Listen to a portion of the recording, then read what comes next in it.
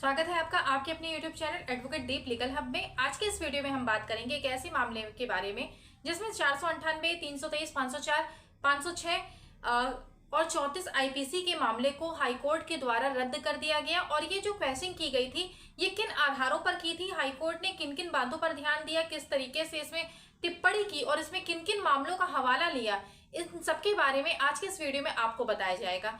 जिससे आपका ये जो क्वेश्चन होता है कि क्या अगर हम अपने मामले में हाई कोर्ट का रुख करते हैं, अगर हम हाई कोर्ट में क्वेश्चन के लिए जाते हैं तो क्या ऐसे में हमारा जो मामला है वो क्वेश हो जाएगा, क्या रद्द कर दिया जाएगा या नहीं किया जाएगा। ये जानना आपके लिए इसलिए भी जरूरी हो जाता है कि कई बार आप केवल ये जानते हैं कि अगर हम क्वेश्चन में जा रहे हैं तो हमारा मामला क्वेश हो सकता है और आप इस बेस पर आप हाई कोर्ट जाते हैं। लेकिन जब आप हाई कोर्ट जाते हैं क्वेश्चन के लिए और वहां से हाई कोर्ट इस तरीके का कुछ ऑर्डर कर देती है कि आपकी फाइल को मीडिएशन में ट्रांसफर कराया जाता है और कुछ एक अमाउंट उसमें करवा दिया जाता है कि इस अमाउंट का आपको अभी इसमें फाइन देना है या अपनी पत्नी को इतने रुपए आपको पेड करने हैं। और यहाँ पर जो आपकी जमानत होती है, जब आप बेल की जो आप बात करते हैं, जो जमानत होती है उस पर भी हाई कोर्ट के द्वारा कुछ कंडीशन लगा दी जाती है कि अगर मीडिएशन में कोई इसका सॉल्यूशन निकलता है इसके बाद ही इसी बेस पर आपको जमानत दी जाएगी। इस तरह के भी कई मामले होते हैं जिसमें आपका हाई कोर्ट जाना क्या होता है कि बिल्कुल ही पूरी तरीके से बेकार हो जाता है और आपके फेवर में कुछ भी नहीं होता।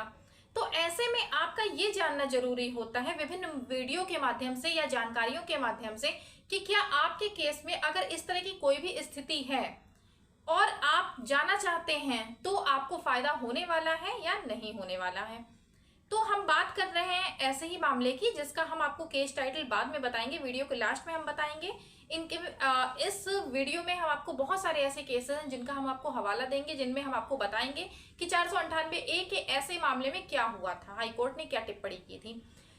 इसमें जो न्यायालय है अस्पष्ट शिकायतों के आधार पर आपराधिक मामले को आगे बढ़ने की अनुमति नहीं दे सकता। ऐसा सुप्रीम कोर्ट ने शिकायतकर्ता के पत्नी के ससुराल वालों के खिलाफ भारतीय दंड संहिता 498A के तहत आपराधिक मामला जो लंबित था उसमें टिप्पणी की। सुप्रीम कोर्ट ने क्या टिप्पणी की है? सुप्रीम कोर्ट ने कहा है कि जब भी कोई भी ऐसी शिकायत आती है जिसमें कि अस्पष्ट आरोप लगाए गए हैं और जो शिकायत है वो भी अस्पष्ट है, उसका कहीं भी कोई भौतिक रूप से उसका विवरण नहीं दिया गया है या नहीं दिया जा सकता, तो ऐसे में इस मामले को आगे बढ़ने की अनुमति नहीं दी जा सकती है। यहाँ पे एक ऐसा मामला था जिसमें कि पत्नी ने अपने ससुराल वालों के खिलाफ 498A, 323, 504, 506, 34 आईपीसी में केस किया था, जिसमें सौतेली सास, सौतेले देवर, ससुर और अन्य व्यक्ति जो भी उसके ससुराल में लोग थे उनके खिलाफ मामला बनाया गया था। लेकिन यहाँ पर एक बहुत ही इंटरेस्टिंग चीज देखने को मिलती है कि यहाँ पर सबको तो पार्टी बनाया, ससुराल में जितने लोग थे सबको पार्टी बनाया गया, लेकिन अपने ही पति को पत्नी ने पार्टी नहीं बनाया है। अपने पति के खिलाफ कोई भी शिकायत नहीं की गई, उसे पार्टी नहीं बनाया गया, उसे आरोपी नहीं बनाया गया। अपीलकर्ताओं जब ये केस जिनके खिलाफ किया गया था वो लोग जब हाई कोर्ट में मूव करते हैं, हाई कोर्ट जाते हैं क्वेश्चन के लिए, तो हाई कोर्ट इस मामले पर संज्ञान तो लेती है लेकिन मामले को रद्द करने से मना कर देती है। और इस वाद में जो अपीलकर्ता थे उनके खिलाफ क्रूरता, उत्पीड़न और संपत्ति से वंचित करने की धमकी आदि जैसे आरोप लगाए गए थे। मतलब कि जो संपत्ति है मुझसे आपको वंचित कर देंगे, ऐसा पत्नी का ये कहना था, ऐसा उस बहू का कहना था कि ससुराल वालों के द्वारा हमारे साथ इस तरह की जातियां की जा रही हैं, हमें इस तरीके से प्रताड़ित किया जा रहा है। एफआईआर में जो भी आरोप लगाए गए थे वो सामान्य थे और व्यापक प्रकृति के थे, उनमें कहीं भी किसी भी तरीके से उसका भौतिक विवरण नहीं था और शिकायत भी अस्पष्ट थी। हाईकोर्ट ने इस मामले पर संज्ञान लेने से मना कर दिया। जो क्वेश्चन में मामला जाता हाईकोर्ट ने मना कर दिया और ये जो अपीलकर्ता इन्होंने जो आवेदक जो थे जिन्होंने क्वेश्चन के लिए आवेदन किया था उनके मामले को प्रथम दृष्टया ये कहते हुए वो किया हाई कोर्ट ने कि इस तरह का कोई भी मामला आपके जो मामला है वो क्वेश्चन के लिए रद्द किए जाने योग्य नहीं है।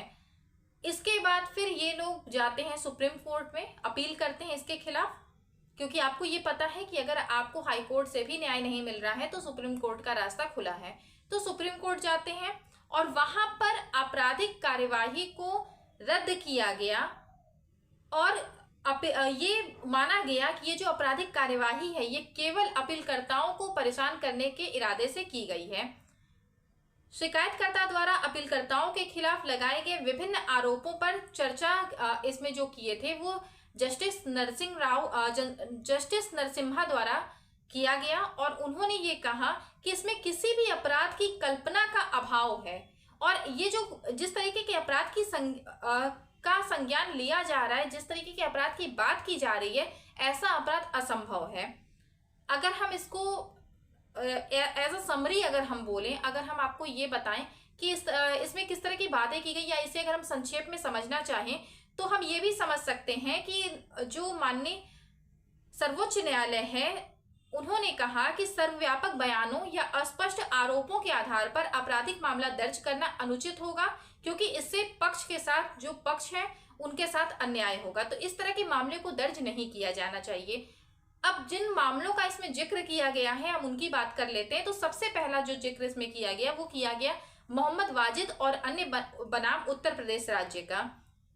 इसमें क्या संदर्भ इस मामले में क्या लिया गया है कि जिसमें आरोपों की सावधानी पूर्वक जांच करने के हाईकोर्ट के कर्तव्य पर प्रकाश डाला गया जब आरोप स्पष्ट रूप से परेशान करने वाले और दुर्भावनापूर्ण हो। तो ये जो मामला है ये मामला आप कब ले सकते हैं, जबकि आपके खिलाफ जो आपराधिक कार्यवाही की जा रही है उसमें आपको ये लगता है कि ये जो आरोप है वो स्पष्ट रूप से केवल परेशान करने वाले हैं और केवल दुर्भावनापूर्ण है। मतलब कि जिसने आपराधिक कार्यवाही की है वो केवल और केवल आपको परेशान करने के लिए इस तरह की चीजें कर रही है और वो किन्हीं वजह से कुछ ऐसी वजह हैं जो कि हो सकता है कि प्रॉपर्टी से संबंधित हो या कुछ ऐसा रीजन है जिसको वो चाहती थी लेकिन उसका पूरा नहीं हो पाया और उसकी वजह से उसने केस कर दिया। तो ऐसे में जो मामला है वो रद्द किए जाने योग्य हो जाता है। इसमें फिर से आप एक बार और आप सुन लें, इसका नाम मोहम्मद वाजिद और अन्य बनाम उत्तर प्रदेश राज्य। ये आपको डिस्क्रिप्शन में सारे मामलों का जिक्र आपको मिल जाएगा। डिस्क्रिप्शन में आप जब देखेंगे इसमें जितनी भी केसों का हम आपको हवाला दे रहे हैं वो सारी चीजें आपको नीचे डिस्क्रिप्शन में मिल जाएंगी।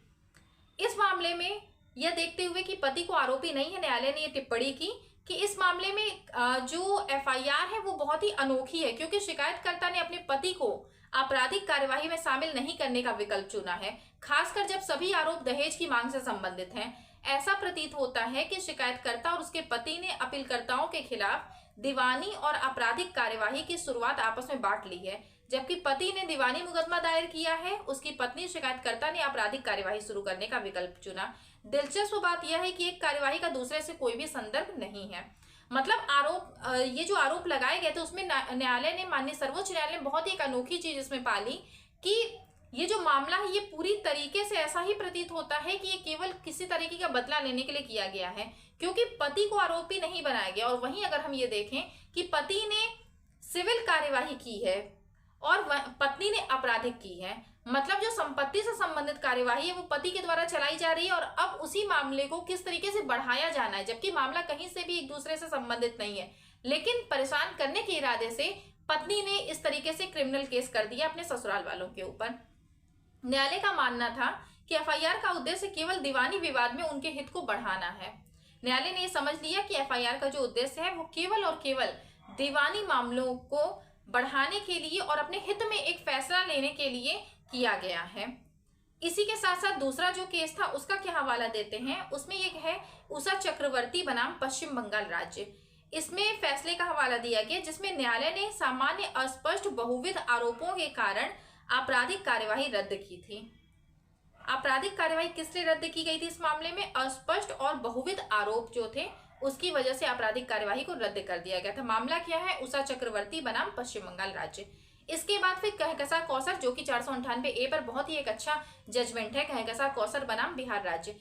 इसमें कहा गया कि सामान्य और अस्पष्ट आरोपों के आधार पर ससुराल वालों पर आपराधिक कार्यवाही करना अन्याय होगा। एक समान मामले पर ध्यान देते हुए जहां ट्रायल कोर्ट ने शिकायतकर्ता की घरेलू हिंसा की शिकायत को खारिज कर दिया था, न्यायालय ने टिप्पणी की कि हम घरेलू हिंसा की शिकायत खारिज करने वाले न्यायालय के सभी निष्कर्षों का उल्लेख नहीं करते हैं। यह ध्यान रखना पर्याप्त है कि समान आरोपों की विस्तार से जांच की गई, सख्त जांच की गई, झूठे और अस्पष्ट होने के कारण खारिज किया गया है। अगर कोई भी मामला ऐसा होता है घरेलू हिंसा का कोई मामला है और उसको अगर खारिज किया जाना है तो हमको उसमें स्पष्ट रूप से हमें सारी चीजें बताने की जरूरत नहीं है। हम केवल उसमें ये देखेंगे कि यहाँ जो मामला है वह स्पष्ट है, उसकी जांच की गई है अच्छे तरीके से, और कोई भी मामला जब हम देखते हैं कि नहीं बन रहा है तो हम उसे खारिज कर सकते हैं। इसी के साथ साथ घरेलू हिंसा के मामले पर भी उन्होंने अपना संज्ञान ले लिया। क्यों? क्योंकि जब भी 498A का केस होता है तो उसके साथ साथ क्या होता है कि एक आपको डीवी का केस भी करने मिल जाता है, कि वहां पर 498A के साथ साथ डीवी का भी केस हो गया और साथ में 125 वगैरह का जो केस है वो तो आराम से चलता ही चलता है। अब ये सारे मामले पर, सारी चीजों पर संज्ञान लेते हुए माननीय सर्वोच्च न्यायालय ने इस मामले को भी रद्द किया और इसमें एक और बहुत ही अच्छा एक केस लॉ लिया, जो कि है अचिन गुप्ता बनाम हरियाणा राज्य का। इसमें इस मामले में क्या हुआ था कि ससुराल वालों और पति के खिलाफ घरेलू हिंसा के मामले को यांत्रिक पंजीकरण के खिलाफ चेतावनी दी थी, इसलिए रद्द कर दिया गया था। कई बार ऐसा होता है कि महिलाएं कहती हैं कि हम आपको बहुत ही बुरे तरीके से फंसा देंगे या हम आपके ऊपर कई तरह के केस कर देंगे जिससे फिर आपको आगे दिक्कत होगी। तो इस तरह की अगर आपको धमकी भी मिल रही है और आपने उसका भी कहीं प्रूफ रखा हुआ है तो इस आधार पर भी आप अपने मामले को रद्द करवा सकते हैं। अगर इस तरह की चीजें आपके भी मामले में हैं, जैसा कि कोई महिला है, उसने आप पर आरोप लगाए हैं और वहां पर संपत्ति का भी कोई केस किया, संपत्ति से संबंधित भी कोई केस चल रहा है, कोई सिविल कार्यवाही चल रही है, तो आप उसका हवाला लेते हुए आप 498A को 323, 504 जो कि अब आपका धाराएं जो चेंज हो चुकी हैं 85, 86, 115, 3 इस तरह की केसेस आपके जो अब लगाए जा रहे हैं उसको आप रद्द करने के लिए, उसके आप क्वेश्चन के लिए हाई कोर्ट में जा सकते हैं। और अगर हाई कोर्ट नहीं उस पर संज्ञान लेती है, रद्द करने से मना कर देती है, तो आप सुप्रीम कोर्ट भी जा सकते हैं। इसमें 4-5 मामलों का ऐसा जिक्र किया गया है जिसमें यह स्पष्ट रूप से बताया गया है कि जब भी कोई मामला है उसमें जो आरोप लगाए गए हैं वो स्पष्ट नहीं है, अस्पष्ट आरोप है, विभिन्न तरीके के आरोप हैं जिनका कहीं भी कोई भी विवरण अगर उनको देना पड़ेगा तो आपको ये पता है कि ये नहीं दिया जा सकता, तो ऐसे में आप हाई कोर्ट मूव कर सकते हैं या फिर अपील में आप जा सकते हैं। वहीं कहीं कहीं ये भी देखा जाता है कि कई ऐसे मामले होते हैं जिनमें कुछ आरोप लगाए जाते हैं, उसमें से 1 से 2 का प्रूफ उस महिला के पास होता है और बाकी जो भी उसमें बातें कही गई उनका प्रूफ नहीं होता। तो यहाँ पर आपको ये ध्यान देना है कि जिसका प्रूफ है उसके पास, वो उसके बेस पर अपने केस को वो तेज कर देगी और उसके बेस पर आपका केस आपके फेवर में नहीं जाएगा, क्योंकि उसके पास कहीं ना कहीं कोई भी ऐसा प्रूफ है जिसका जिक्र उसने अपने दावे में किया हुआ है।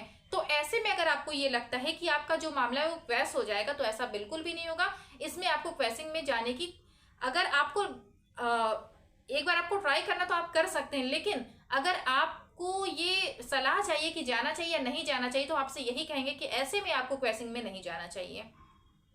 और जब भी आप क्वेश्चन में जाइए तो आप अपने मामले को एक किसी अच्छे वकील के माध्यम से आप पहले अच्छे तरीके से उसको पढ़वा लीजिए, रीड करवा लीजिए और फिर आप उनसे पूछिए कि आपने सारे जितने भी आपके पास उससे रिलेटेड सबूत हैं आप वो सारे बताइए और उस महिला के पास क्या क्या सबूत हो सकते हैं उनकी भी बातें आप बताइए। ऐसा ना हो कि केवल आप अपनी चीजें बता रहे हैं और आपको ये पता है कि आप कहीं गलत थे लेकिन वो चीजें आप अपने वकील साहब को नहीं बता रहे हैं। अब इसके बेस पर आपको जो भी सलाह मिलेगी वो बिल्कुल भी सही नहीं होगी, क्योंकि आपके पास ये पता है कि उस पार्टी के पास बहुत सारी ऐसी चीजें हैं जो कि अवेलेबल हैं लेकिन आपने फिर भी नहीं बताया। तो जब ऐसे में आप मूव करते हैं हाई कोर्ट और उसके बाद जब वो अपना वहां पे जब उनका जब बयान होता है, जब उनके पक्ष को सुना जाता है तो सारी चीजें वहां निकल करके सामने आ जाती हैं। तो ऐसे में आपको कभी भी सही सलाह कोई भी वकील नहीं दे सकता। तो सही सलाह चाहिए तो सारी की सारी चीजों को आप क्लियर रखिए, केवल यही मत बताइए कि नहीं हम ही सही हैं, आप ये भी बताइए कि हाँ कहाँ पर हम गलत थे।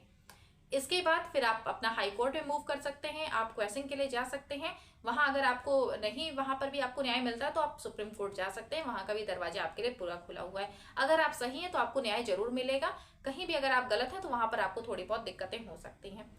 आज का ये वीडियो इसी के साथ हम खत्म करते हैं। आपको ये सारी जानकारी दे दी गई। अब ये जो केस, जिस केस का हमने जिक्र किया है इस पूरे वीडियो में, वो है कैलाश बेन महेंद्र भाई पटेल और अन्य बनाम महाराष्ट्र राज्य।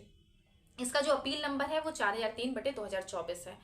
तो इसके माध्यम से आपको बहुत सारी जानकारियां दे दी गई हैं। इसके बाद भी अगर आपको कोई भी डिटेल चाहिए या कोई भी ऐसा टॉपिक है जिस पर आपको वीडियो चाहिए, क्रिमिनल केस से रिलेटेड कोई भी टॉपिक हो, आप उसको वीडियो के लास्ट में जो आप कमेंट करेंगे, कमेंट में आप जरूर लिखें। कमेंट में आपको उसका जवाब दिया जाएगा। वीडियो अगर उस पर बना करके दिया जाना है तो आपको बताया जाएगा कि आपको कब तक वीडियो बना करके मिल जाएगा। और जो भी आपका कोई भी क्वेरी हो, आपका कोई क्वेश्चन हो जिसका जवाब हम कमेंट में दे सकते हैं, आप उस पर कमेंट करते हैं तो उसका जवाब आपको कमेंट के माध्यम से दिया जाता है। और अगर आपकी कोई ऐसी क्वेरी है जिसको आपको हमसे बात करके कंफर्म करनी है, या आपको कोई ऐसा सॉल्यूशन चाहिए, कोई आपको लीगल एडवाइस चाहिए, तो इसके लिए आपको डिस्क्रिप्शन में एक व्हाट्सएप नंबर मिल जाएगा।